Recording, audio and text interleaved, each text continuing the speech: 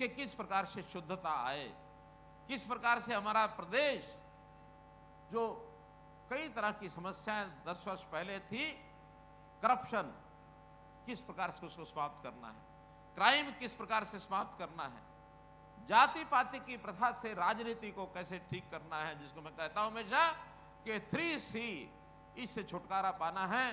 Corruption है, crime है, caste based politics है। और वैसे तो इन तीनों सी को जन्म देने वाले भी एक सी है और वो कांग्रेस है। तो इन चारों सी से छुटकारा पाने के लिए हम लोगों ने जिस प्रकार से अपनी गति बनाई है, इसको बनाकर रखें। हमने पिछले 9 सालों में चाहे युवाओं की नौकरी हो, चाहे खेल हो, चाहे कृषि हो, और चाहे इन युवकों को ट्रांसपेरेंट भर्तियां हो, इसके अंदर जितना काम किया कोई भरोसा कर नहीं सकता था। जब हमने ये बात शुरू की थी कि हम नौकरियां ट्रांसपेरेंट भर्ती से करेंगे, बिना पर्ची खर्ची के करेंगे, तो बहुत लोग हमको डराते थे, यहां तक डराते थे, कहते थे इस प्रदेश के अंदर राज करना है तो नौकरियां ही उसका आधार है। अगर आप ज्यादा नौकरियां दे दोगे तो सरकार दोबारा बनाओगे, और नहीं तो अगर मिशन मेरिट लेकर के चलोगे तो मिशन मेरिट के पीछे पड़े रहना, आपकी सरकार नहीं आएगी। हमने कहा अगर प्रदेश के हित में, युवाओं के हित में हमको कोई काम करना है तो सरकार की चिंता छोड़े बिना इस प्रदेश के युवाओं का भविष्य ये कैसे सुधरे, ये काम हमको करना है।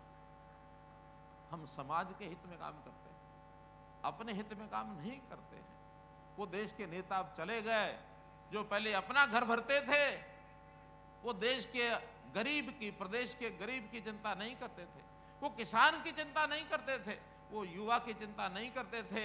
चिंता करते थे अपने घर की, अपने भाई की, भतीजे की, पत्नी की, भाइयों की, और फिर अपने रिश्तेदारों की, और फिर बाद में उनके पार्टी के हमारे जो नजदीकी लोग हैं, जो हमारी सत्ता को कायम रखने में हमारा सहयोग करते हैं, वहां तक लूटपाट, सारा बंटवारा, चाहे लाइसेंस देने हैं, चाहे कोई काम देने हैं। वो कहावत थी ना कि बांटे रेवड़ियां फिर अपने को दे। कौन कौन? आपको सबको पता है। जागरूक होकर के हम सबको आगे बढ़ना है मित्रों, भाइयों, दोस्तों। अब वो समय चला गया जब राजनीतिक रंगदारी देनी पड़ती थी। नौकरी होती थी तो पैसे लगते थे, और फिर अगर नौकरियां लेने की देने की बात आती थी, सिस्टम तोड़ देते थे। कोई बच्चा अगर 90% मार्क्स लेकर के, अंक लेकर के पढ़ाई में होशियारी से आगे बढ़ता था तो उसको इंटरव्यू में 10, 15, 20% नंबर देकर के बाहर कर दिया जाता था। और जिसको चाहते थे, जो सूचियां बन जाती थी, पढ़ाई में निकम्मा भी था, तो इंटरव्यू के मार्क्स 80-90% लगा करके भाई तेरी नौकरी लग गई।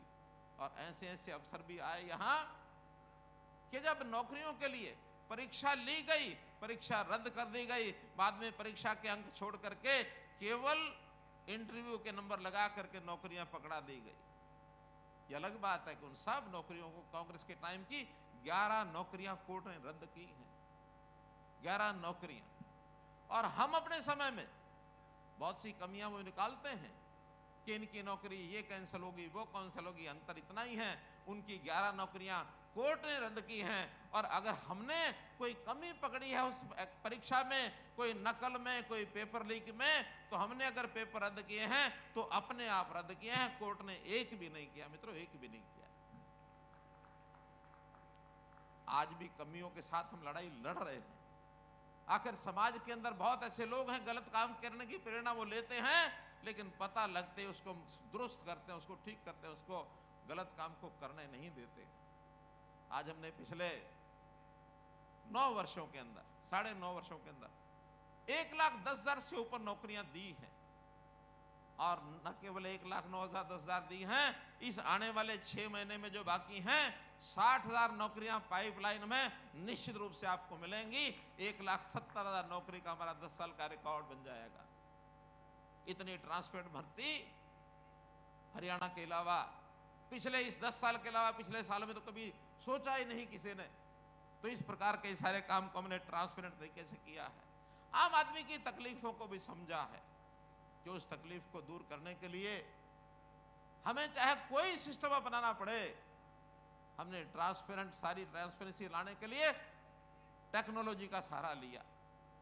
हमने ऑनलाइन पोर्टल बनाए और ये लोग कहते हैं कि हम आएंगे तो वोट हम मेरिट सब खत्म कर देंगे, पोर्टल उठा कर फेंक देंगे।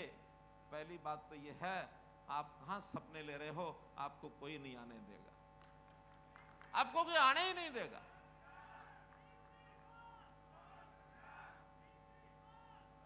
धन्यवाद धन्यवाद। तो मित्रों, अभी बहुत ही हौसले, पता नहीं कहीं सपने लेकर के रात में दिन में सपने लेते थे, लेकिन जैसे 3 प्रदेशों का चुनाव भारतीय जनता पार्टी की सरकार बनी, दिन में भी रात में भी घुस गए गुदड़ी में। नाम लेने वाला कोई नहीं है, आज इनके पास विषय कोई नहीं है सिवाय गाली देने के, सिवाय कोई ना कोई उल्टा सीधा धंधा करने के। जब नौकरियों की बात करते हैं, कहीं भी जा करके खड़े हो जाएंगे और उल्टे सीधे कोई ना कोई आरोप लगाकर कोर्ट में जाकर कि भर्ती रोकने का काम करो, किसी तरीके से ये भर्ती हो ना जाए। और हम अडिग हैं, कोर्ट में भी लड़ाई लड़ेंगे, ठीक बात के लिए लड़ेंगे। अभी सीईटी के एग्जाम हो रहे हैं, सीईटी के एग्जाम में ग्रुप सी और डी दोनों की नौकरियां पाइपलाइन में हैं। और आपकी जानकारी के लिए मैं बता देता हूं, आज युवा दिवस है, आज मैं इस बात की जानकारी दे रहा हूं कि जो हमने ग्रुप डी की सीईटी की परीक्षा ली हुई है, लगभग 3.25 लाख बच्चों ने परीक्षा दी है। आज शाम को उसका रिजल्ट आएगा, 2 लाख से ऊपर बच्चे उसके अंदर पास हो रहे हैं। और आने वाले 15 दिन के अंदर अंदर जो उसमें 13-13.5 हजार नौकरियां हैं, तुरंत बिना इंटरव्यू के जैसे ही रिजल्ट फाइनल होगा, क्योंकि एक परीक्षा जो ग्रुप डी की हो गई है उसका तो रिजल्ट आएगा, ग्रुप सी की जो परीक्षाएं हैं वो लगातार अभी भी चल रही हैं, उसके अंदर कोर्ट ने क्लियर कर दिया है कि अब परीक्षाएं लेते जाओ, इनका रिजल्ट निकलते जाओ, तो आने वाले जो अपनी लोकसभा की आचार संहिता होगी उससे पहले पहले ये 60,000 नौकरियां अगले 2 महीने में लोगों को 60,000 नौकरियों से भरपूर हम देंगे मित्रों। तो इसलिए मैं तो इतना ही अब आज के इस समय पर कहना चाहूंगा कि हम लोग युवा शक्ति के नाते से आने वाले समय में अपने जीवन को सुधारने के लिए हमको भी बहुत लगन से काम करना होगा। इस प्रदेश को आगे बढ़ाने के लिए अपने आप को तैयार करना होगा, चाहे शिक्षा हो चाहे स्किलिंग हो।